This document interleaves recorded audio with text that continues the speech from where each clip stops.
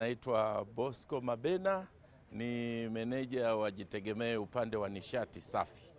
Hivi leo tumeshiriki kwenye hili baraza la biashara la mkoa kama Jitegemee, lakini Jitegemee Holdings pamoja na kuchimba makaa ya mawe, lakini ili kulinda ile falsafa ya Mheshimiwa Rais ya utunzaji mazingira, imefanya utafiti wa makaa ya mawe kuyaongezea thamani ili yaweze kutumika nyumbani kama nishati safi. Na hivi kwenye baraza la biashara leo tumeshirikiana na wafanyabiashara na wenye viwanda kuwaelezea juu ya hii nishati safi, na watu wengi wamekubali, kwa sababu ukitaka kuangalia sasa hivi utakuta mabadiliko ya tabia nchi yamebadilika kutokana na ukataji miti ovyo. Na Jitegemee Holdings kwenye nishati safi ni utunzaji wa mazingira.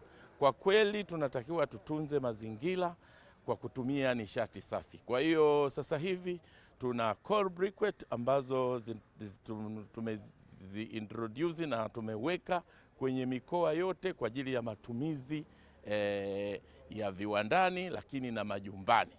Kwa hiyo sasa hivi tuna ofisi zetu karibu mikoa yote Tanzania, na tuna wawakilishi wetu ambao wanafanya mauzo.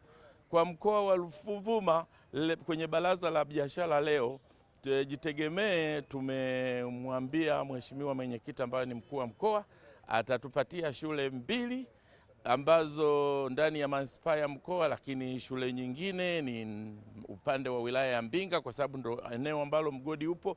Tutafanya ujenzi wa majiko kwenye mashule hayo, majiko yanayotumia makaa ya mawe, majiko yanayotumia nishati safi, ili liwe shamba darasa kwenye mkoa. Watu wengi waende wajifunze kuona hii nishati kwamba ni ya gharama nafuu, lakini inakaa kwa muda mrefu na ni salama kwa matumizi. Kwa hiyo tunawashukuru sana wafanyabiashara wote, tutumie nishati safi, na wananchi naomba tutumie nishati safi ili kutunza mazingira. Kwa majina mimi naitwa Rosemary Bonyani, ni mwenyekiti wa Tanzania Union Chamber of Commerce. Sisi ni wajasiriamali wadogo, lakini pia kuna wajasiriamali wakubwa katika chama chetu. Kutokana na hao Jitegemee, fursa kubwa niliyoiona hapo, kwanza haya makaa ya mawe ni makaa ambayo unaweza ukayatumia katika kupikia shughuli mbalimbali au katika taasisi, na yana gharama nafuu.